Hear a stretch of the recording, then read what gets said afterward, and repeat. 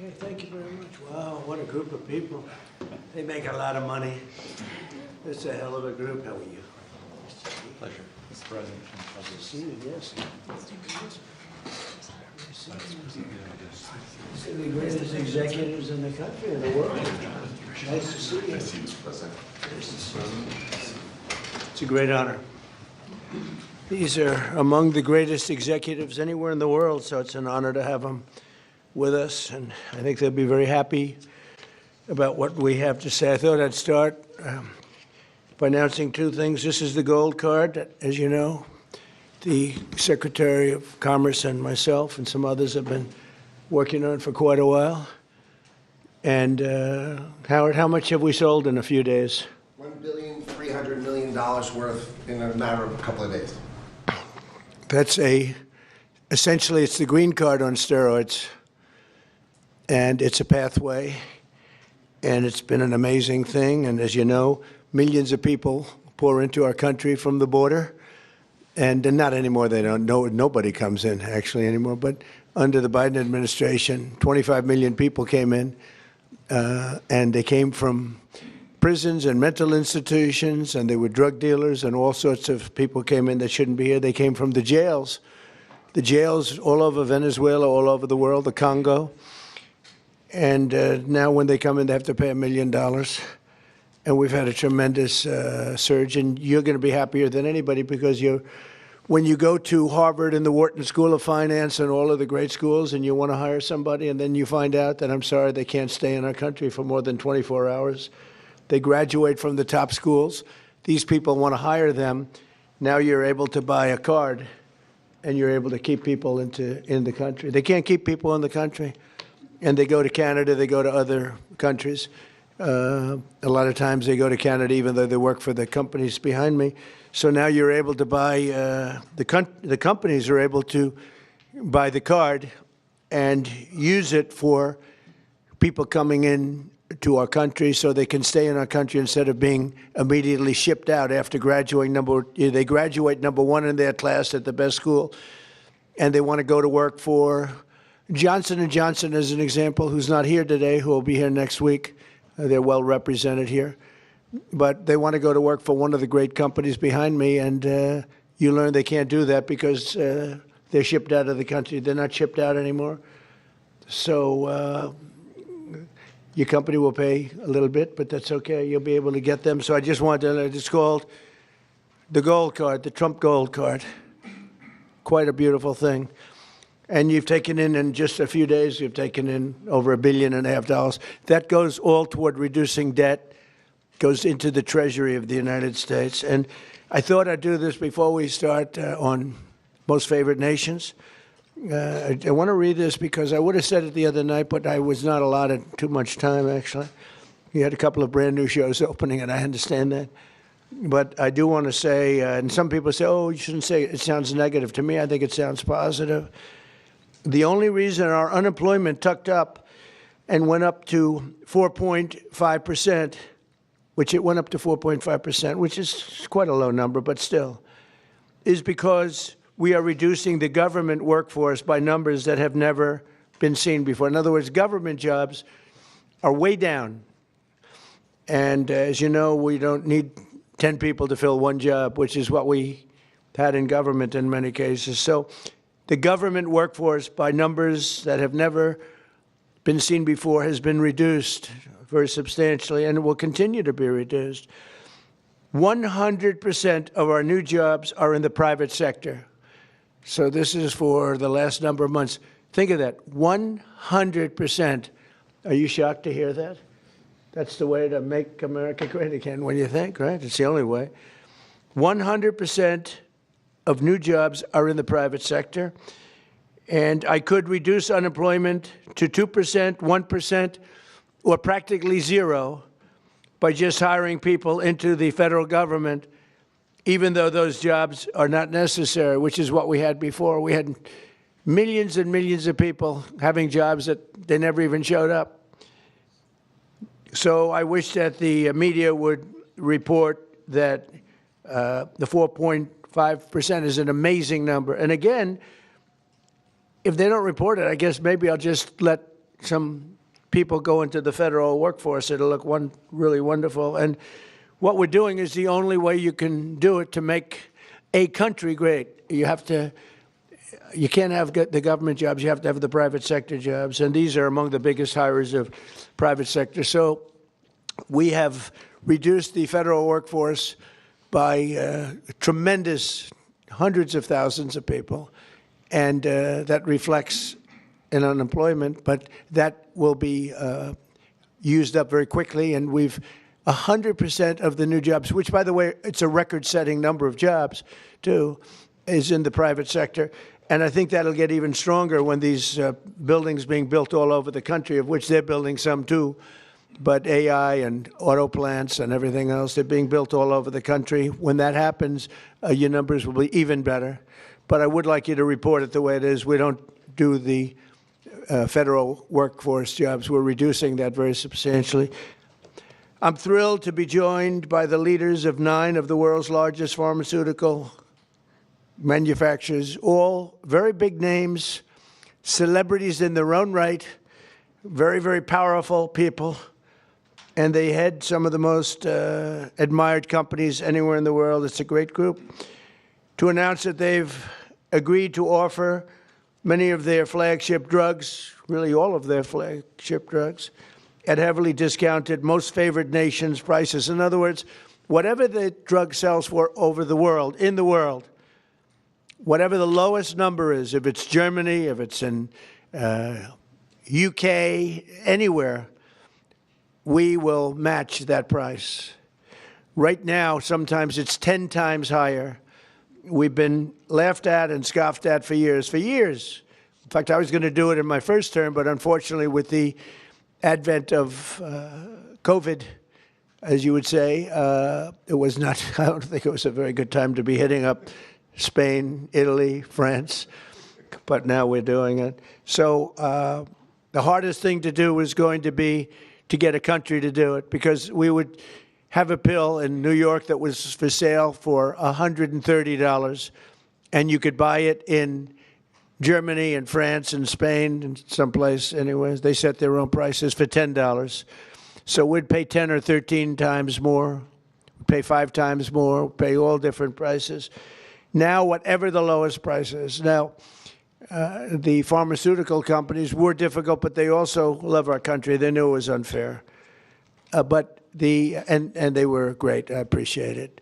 But the bigger problem was going to be the countries. How are you going to get the countries to do it? And we told them, if you don't do it, we're going to have to use tariffs, and we're going to charge you a 10% tariff, which is far more money than the money we're talking about. And they immediately agreed to do it. So we have all the foreign countries agreeing to do it. If we didn't have the use of tariffs, we would never be able to do this. But we used tariff, and they said, is it a threat? I said, yes, it is a threat. Then they said, we will do it, and they dropped the price. So what's happening, because the world is bigger than the United States in terms of people, that same pill would go from $10 to $20 for them, which is an increase, but it wouldn't go to, midway. But it would go from $10 to $20. Ours would go from $130 to $20. So we dropped way down. They went up a little bit. And everyone knows it's the way it is. They, for years, would just say, no, no, no. As medicine got more expensive for us, it would stay. They said, nope, you can't sell it in this country. Let the United States pay. And we had other presidents, all of them, said, okay, we'll pay. So we were subsidizing the entire world. We're not doing it anymore. This is the biggest thing having to do with drugs in the history of the purchase of drugs. And I don't think the maybe press will treat it as a story. This is the biggest front page story that you'll ever see. This is a huge bearing too on the healthcare, because a big part of healthcare is drugs, pharmaceuticals, right, Oz? And this will have a tremendous impact on the reduction of healthcare. The biggest impact is going to be that the money should be paid not to the insurance companies, directly to the people, and the people will buy their own healthcare. So we're going to be working that. The problem is that the Democrats are very much controlled by the insurance companies that make all that money, but we're not going to let that happen. Starting next year, American drug prices will come down fast and furious. and will soon be among the lowest in the developed world. So in other words, whatever the lowest price for a certain drug, of which these companies make much of it, whatever the lowest price is, that price will come down to that price. So we will get the lowest price anywhere in the world. If they're lower in England than they are in Germany, we take the England price. As of today, 14 out of 17 largest pharmaceutical companies have now agreed. 14 out of 17. Oh, those three companies, no, they're in deep trouble. But actually, they've agreed because I think those three companies are coming in at a different time next week. So they've agreed. Johnson & Johnson is one of them, right? After the holidays. Why? They couldn't do it faster? No, we're going to be talking about Trump RX. Oh, okay. Trump RX. Trump RX is doing well. As of today, 14 out of the 17 largest pharmaceutical companies, but they've all agreed, have now agreed to drastically lower drug prices for their American patients, for the American people and patients. This represents the greatest victory for patient affordability in the history of American healthcare by far, and every single American will benefit. So this is the biggest thing ever to happen on drug pricing and on healthcare. This will have a tremendous impact on healthcare itself. I want to thank Sanofi CEO Paul Hudson. Paul? Hi, Paul. I hope they have you in some order. I'll be checking. Alphabetical, yes, but... Okay, well, we'll do the best we can. Thank you, Paul. Great company, by the way. Novartis CEO Vas Narasimhan. Thank you very much, Vas. Great job. Genentech CEO Ashley Megaragri. Where are you, Ashley? How are you? Hi. Thank you very much. Great companies. Behringer Inc. Mine President John Michael Bors. John Michael, thank you very much. Gilead CEO Dan O'Day. Dan? Thank you, Dan. Great job. It's a good company. Bristol Myers Squibb Executive Vice President Carrie Gallman. Carrie? Thank you, Don. Thank you very much. GSK CEO Emma Wormsley. Emma? Thank you very much, Emma. Great job. Merck CEO Rob Davis. Great company. Thank you. Great company. How long have you been CEO? Almost 5 years. Very good. You're doing a good job. And Amgen Executive Vice President and CFO Peter Griffith. Peter? Thank you, Peter, very much. Thank you very much. You okay? Fake news. We want you to be healthy. Are you all right? The camera's not okay, but she's okay. That's more important. We have good medicine for you. If you need some medicine, one of them can take good care of it. We're also joined by Secretaries Robert F. Kennedy, Jr., Howard Lutnick, Ambassador, and really some incredible ambassadors, Administrator of the Centers for Medicare and Medicaid Services, Dr. Mehmet Oz, and the FDA Commissioner, Marty McCary. They're doing a phenomenal job. Thank you. Thank you, fellas. Good job. For decades, Americans have been forced to pay the highest prices in the world for prescription drugs by far, not just a little bit. We were like a whipping post, the United States, and it's just been 4% of the world's population. We have 4% of the world's population, and consumers pay only 13% of all prescription drugs, yet pharmaceutical companies make 75% of their profits. Think of that. So we have 4% of the population, 13% of prescription drugs, and yet the people behind me, who are wonderful people, make 75% of their profits from the American customer. So they understood that better than anybody, that we have to do something. That's why I signed an executive order instructing my administration to do everything in its power to slash prescription drug prices for Americans while getting other countries to pay more. And we don't want more. We want this fair. We want to pay the same thing. They used to blame it, remember, on research and development. And I said, well, research and development for everybody. And everybody understood it. As a result, the United Kingdom's National Health Service agreed to pay the fair share for prescription drugs for the first time in 26 years. And we expect other countries in Europe will do the same. And if they don't, we're going to put tariffs on them, and we'll get the same amount of money, plus we'll take a nice return on the money. We signed historic agreements with Pfizer, Eli Lilly, AstraZeneca, Novo Nordisk, and EMD, Serrano, to reduce prices by 300, 400, 500, 600, and even 700%, and sometimes even more than that. I remember when I had a news conference in my first term, I was the first president that reduced prices from the beginning of my term to a year, from January to December, 0.25%. And I thought it was the greatest thing because it's the first one in 28 years. Now we're talking about numbers that are so incredible. 0.25%. Think of that. I was proud of it because it hadn't happened in 28 where drug prices went down. Well, now you're going to see numbers that nobody would believe possible. Think of that. 500, 600, 700, 800%. Today we're building on these accomplishments. The companies assembled in this room have agreed to offer all of their drugs to Medicaid and most favored nations pricing. You're going to get most favored nations pricing, meaning they're going to pay our country the lowest price paid anywhere in the world. And they will list their most popular drugs on TrumpRx.gov. TrumpRx.gov. And I didn't name it that. Somebody named it that. And I guess they assumed that was, did you name it, Oz, or Bobby name it? We all named it together. Okay, well, I'm honored to have the name. And so far that's turned out because the numbers are so incredible. It's an honor.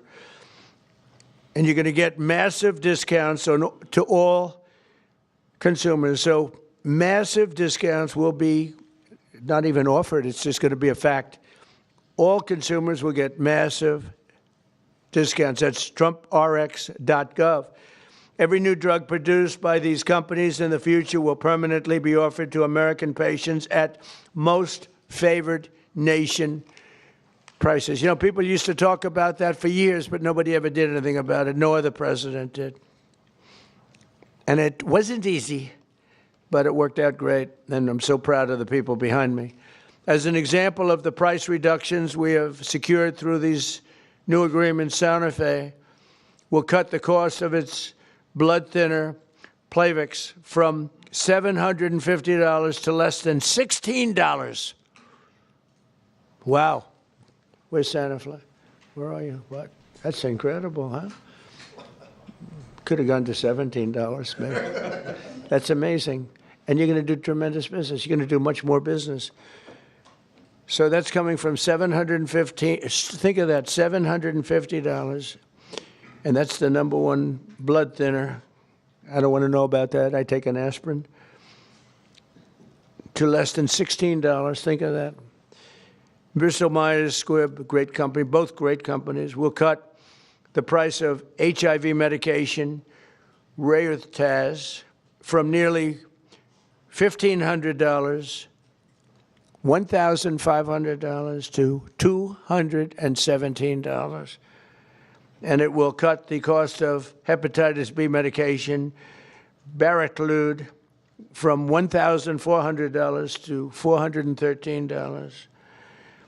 Gilead will cut the hepatitis C medication, Epclusa, from nearly $25,000 to less than $2,500. And all prices are like that, because we're bringing them down to the world's lowest price, everything. And these people really are pioneers. What they're doing is so great. And in the end, they're going to do much more business, and it's, I think it's going to even out for them as a company. The countries will have to pay more, but even for them, because of the fact that the world is quite a bit bigger, it won't be very severe, I hope. I also want to thank these companies and their incredible executives for their generous contribution to American national security, because it's really what it is. It's, to a large extent, national security in addition. You can't continue to pay 13, 14 times more than other countries and think you're going to have security. Collectively, they will invest over $150 billion to build up domestic pharmaceutical manufacturing in America. They're going to be, because of tariffs, they're coming in. And I think because of the love of our country, it may be because of the November 5th election. But because of tariffs, they're going to be coming in. They're building already.